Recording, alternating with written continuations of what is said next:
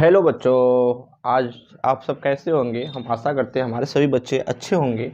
आज हम class 12 physics का चैप्टर 1 का जो है एक इम्पॉर्टेंट जो है टॉपिक फिर लेके आ रहे हैं, जो है तुम्हारा कूलाम के सदिश स्वरूप, कूलाम के नियम का सदिश स्वरूप। और यह जो है तुम्हारा 2 या 1 नंबर में बोर्ड में बहुत बार पूछता है, और इसको बच्चे मतलब कैसे भी पढ़ाओ उनको बहुत कम समझ में आती है। तो ये हम देखो एक एक पॉइंट समझाएंगे स्टेप बाय स्टेप, क्योंकि ये जो पूरा पूरा ये चैप्टर है कूलाम का नियम का सदिश स्वरूप, ये क्लास 11 के वेक्टर के ऊपर निर्भर है। क्या है? क्लास 11 में जो हम लोग पढ़े होंगे वेक्टर चैप्टर, उसके ऊपर ये निर्भर है। और हम इसको उसी बेस में मतलब उसी भाषा में आपको समझाने की पूरी पूरी कोशिश करेंगे। और ये वीडियो अच्छा लगे हमारे सभी बच्चे और बच्चियाँ तो लाइक शेयर एंड सब्सक्राइब करना, जिससे हमारे वीडियो का नई नई नोटिफिकेशन आप तक मिलता रहेगा। हम चलते हैं अपने टॉपिक की तरफ। टॉपिक हमारा क्या है? कूलाम का सदिश स्वरूप। देखते हैं, यहाँ पे हमारे पास एक ओरिजिन है। ओरिजिन से हमने ए व बी दो बिंदु है, दोनों बिंदु पर हम दो आवेश रखे Q1 और Q2, दो आवेश रखे हैं Q1 और Q2। इससे यह है, यदि दोनों आवेश हो सकता है, दोनों के दोनों आवेश जो हो धनात्मक हो दोनों आवेश धनात्मक है, तो कैसा बिहेवियर करेगा फोर्स बेटा? प्रतिकर्षण बल करेगा। क्या करेगा? प्रतिकर्षण बल लगेगा। लेकिन हो सकता है एक आवेश धनात्मक हो और एक आवेश ऋणात्मक हो, तो इनके बल कहाँ कैसा लगेगा बेटा? अट्रैक्शन बल लगेगा, आकर्षण बल लगेगा, नहीं लगेगा? ये सब हम कूलाम के नियम में बहुत डिटेल में समझा दिया था, यहाँ इतना डिटेल में हमको समझाना नहीं है। तो हम चलते हैं यहाँ पे जो है इस टॉपिक की तरफ। ये क्या करा ध्यान देखते हैं। हम ओरिजिन ओ से दो आवेश Q1 Q2 रखा हुआ है, बहुत सही। और ओरिजिन जो है यहाँ ओ से हम बिंदु बी पर हमने जो है आर वेक्टर आर मतलब आर की दिशा में, क्यू की दिशा में हमने एक जो है रेखा खींचा, जो दूरी है R1 वेक्टर। फिर हम यहाँ आवेश Q2 पर, किस पे? आवेश Q2 पर हम ओरिजिन से बिंदु ए के बीच में एक दूरी खींचा, जो दूरी है R2 वेक्टर R2 है। ठीक है। अब इन दोनों इनके बीच की कुछ ना कुछ दूरी होती है। कूलाम के नियम में बताया था कि जो है वो दूरी कुछ ना कुछ जरूर होती है। तो दूरी मान लो इस Q1 के खातिर मान लो एक दूरी ये हो गई और एक दूरी हमारी जो हो गई ये हो गई। ठीक है, ये हमारी जो दूरी हो गई, तो मान लो ये Q1 से Q2 की दूरी हो गई। एज्यूम करो Q1 से Q2 की दूरी हो जाएगी, तो ये क्या हो जाएगा? R वेक्टर 1 2 होगा कि नहीं होगा? मतलब Q1 से Q2 के बीच की दूरी। अब यहाँ से देखेंगे इसके लिए, तो ये Q2 से Q1 की दूरी हो जाएगी, ये क्या हो जाएगी बेटा? R वेक्टर 2 1 की दूरी हुआ कि नहीं हुआ? R वेक्टर 2 1 की दूरी हो गई।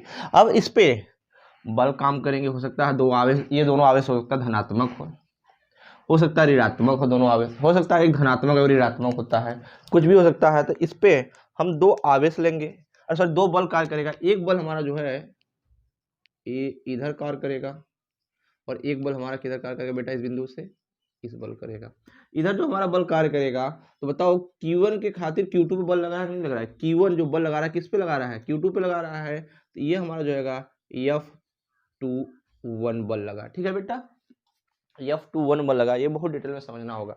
फिर यहाँ पे देखो इस Q1 पर कौन सा बल आवेश लगा रहा है? Q2 लगा रहा है। तो यहाँ जो बल हो जाएगा हमारा F12 वेक्टर बल हो जाएगा। ये पूरा पूरा जो है सदिश स्वरूप का डायग्राम है। अब इसको हम सिद्ध करते हैं या इसको तुलना करते हैं। तो अब क्या है हमारे पास? देखो यहाँ पे माना Q1 Q2 दो बिंदु आवेश है। देखो Q1 और Q2 दो बिंदु आवेश है, जो इनके बिंदु ए व बी पर रखे हुए हैं, बिंदु ए व बी पर रखे हुए हैं।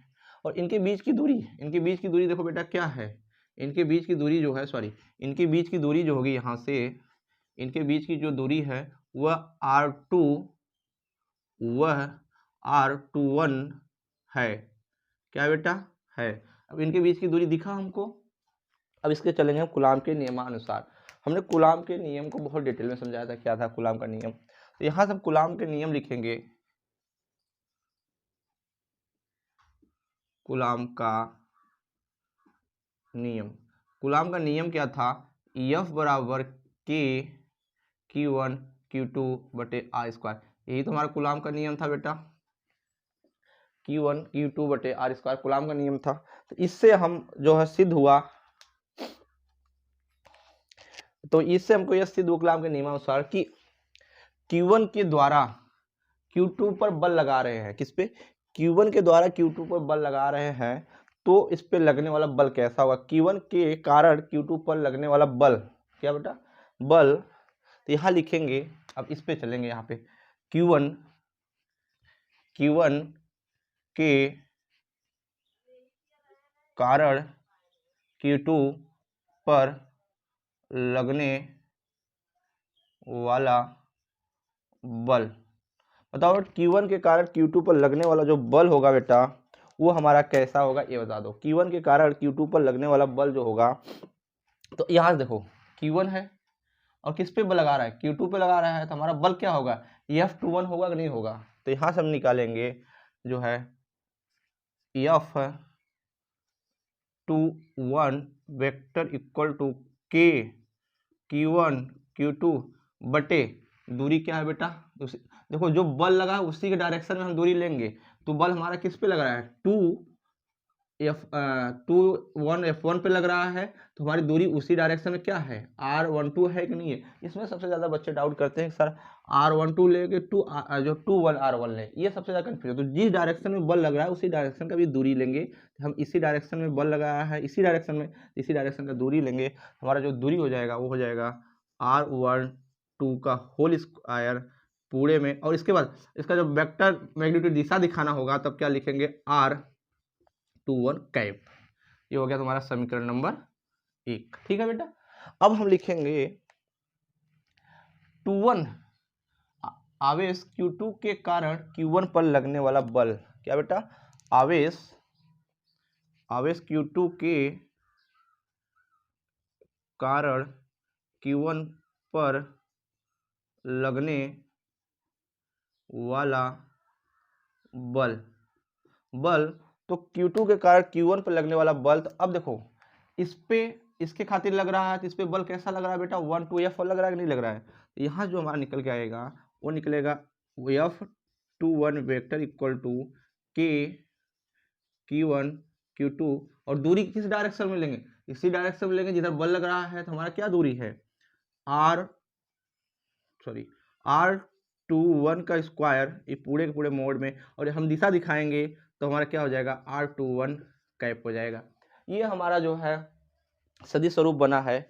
अब एक चीज़ इसमें हमको ये भी पता है, सबको डिटेल में समझना पड़ेगा कि जो ये हमारा यूनिट वेक्टर है इसमें एकांक सदिश के रूप में कार्य कर रहा है। तो जो हमारा यूनिट वेक्टर है उसको समझना है यहाँ से, क्योंकि हमारा जो यहाँ पे यूनिट वेक्टर काम कर, यूनिट वेक्टर पढ़े होंगे क्लास 11th में कि मान लो देखो यहाँ से आवेश इधर देखो, इस खातिर इसके यहाँ पर R1 के डायरेक्शन से, फिर R2 के डायरेक्शन से, ये इसके विपरीत है कि नहीं, जो सेम डायरेक्शन होते हैं उसको जोड़ते हैं, जो उसके विपरीत डायरेक्शन है उसको हम क्या कहते हैं, घटाते हैं। ये हमारा एकांक यूनिट वेक्टर के अंदर बताया गया है दोस्तों।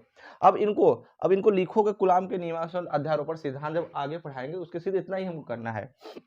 अब यहाँ कुछ बेसिक जानकारी है उसको अब जान लो। ये हमारा जो है कूलाम के नियम का सदिश स्वरूप है। इसमें जो बेसिक जानकारी अब हम बताने जा रहे हैं, मान लो ये 21 निकालना है हमको, 21 यूनिट वेक्टर है ना। तो यूनिट वेक्टर का जो फार्मूला होता है, देखो यूनिट वेक्टर मान लो यहाँ जो हम लिख रहे हैं आर, यूनिट वेक्टर का फार्मूला होता है वो होता है यहाँ पे आर, ध्यान रखना, R cap upon R mod में होता है, एकांक सदिश अपान में मॉड में होता है। ये तुमको पता होना चाहिए बेटा, ठीक है।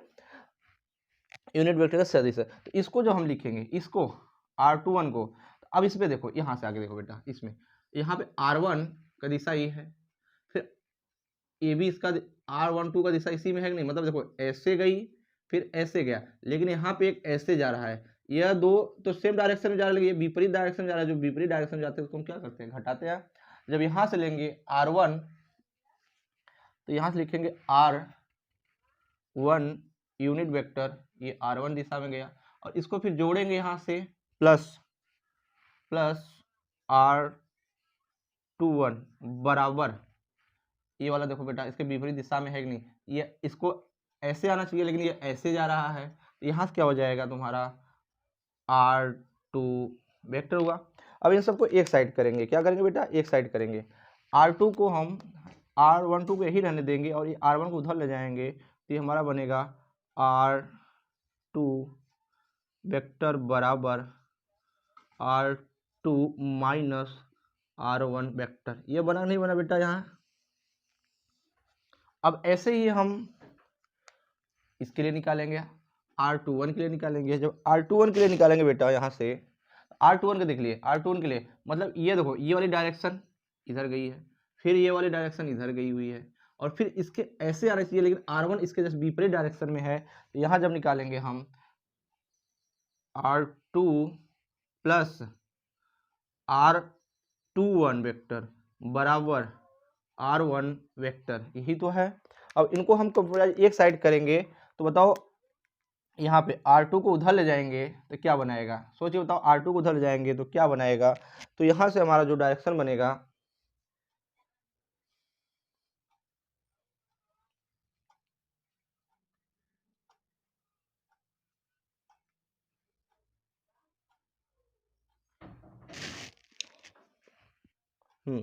तो अब बताओ यहाँ से R2, हाँ बस सही है। तो यहाँ देखो अब इसको R1 के ही रहने दो, R2 को इधर ले जाओगे तो ये हमारा क्या बनाएगा R21 unit vector equal to R1 vector minus R2 vector. अब इसमें देखो यहाँ पे R2 धनात्मक आ रहा है, यहाँ पे R2 जो है ऋणात्मक आ रहा है, ये सब जो है पहचानने वाली बात बेटा। तो ये हमारा क्या बना यूनिट एकांक बेटा। अब एक चीज चाहोगे यहाँ से, तो ये समीकरण 1 हो गया और ये समीकरण नंबर 2 मान लो इसको। अब यहाँ मान रखना चाहोगे इसका, इस चीज का यहाँ पे, क्योंकि कूलाम के सदिश स्वरूप बहुत मतलब 6 विधियां हैं, लेकिन हमको एक विधि इजी वाली विधि पढ़नी है, तो बहुत ज़्यादा विधि को नहीं जाननी है। तो यहाँ जब मान रखोगे इस समीकरण में उठा के, समीकरण 1 में R2 का मान रखोगे ये बनेगा, इसके बटे मॉड में लग जाएगा, इसका मान उठा के रखोगे तभी ये बनेगा, इसके बटे मॉड में लग जाएगा। समझा कि नहीं आया दोस्तों। और इधर देखो मैं उसको हल्का एक्सप्लेन करके समझा दे रहा हूँ, ध्यान देना, इसको मैं हल्का सा एक्सप्लेन कर दे रहा हूँ कि ये कैसे होगा। जैसे मान लो यही हम लिख रहे हैं F12 mod equal to Q1 Q2 बटे, ये तो हमारा रहेगा ही रहेगा R2 R1 का स्क्वायर और R21 है ना 21। अब एक चीज समझो, ये यूनिट वेक्टर है, क्या है यूनिट वेक्टर। अब यूनिट वेक्टर है तो यहाँ यूनिट वेक्टर का फार्मूला दिख रहा है, क्या है बेटा, इसका यूनिट वेक्टर का फार्मूला जब लिखोगे इसको कैसे लिखोगे, ऐसे लिखोगे R21 वेक्टर अपॉन मॉड में R21, ऐसे लिखोगे बेटा। और ऐसे ही F21 पे देखो, मतलब F21 में मतलब Q1 का Q2 पे लगने वाला बल, Q2 पर Q1 द्वारा लगने वाला बल, तो ये क्या हो जाएगा Q1 Q2 upon R square 12 close. और यहाँ पे देखो इस चीज का, ये भी तो यूनिट वेक्टर है, अभी हमने यूनिट वेक्टर में क्या तोड़ा R वेक्टर अपॉन मॉड में R, यही लिखा हूँ। तो ये भी हमारा बन जाएगा R12 वेक्टर अपॉन मॉड में R12। अब इन सब का मान रखोगे तो ये चीज़ यहाँ पे रख सकते हो नहीं रख सकते हो, रख सकते हो। यही हमारा जो है कूलाम का नियम का सदिश स्वरूप है। दोस्तों ये वीडियो अच्छा लगे तो वीडियो को लाइक शेयर और सब्सक्राइब करना, जिससे हम इस बार 2024 में पूरी सब्जेक्ट और सब्जेक्ट का जो है वीडियो हम आपको देते रहेंगे, जिससे आपका इस बार एक अच्छा नंबर स्कोर हो जाएगा बोर्ड एग्जाम में। और आपको कोई भी क्वेरी कोई भी डाउट हो तो कमेंट में जरूर बताना, और हमारे पढ़ाने का तरीका कैसा है कमेंट में जरूर लिखना, सभी हमारे शेरों और सुरनियों। तब तक के लिए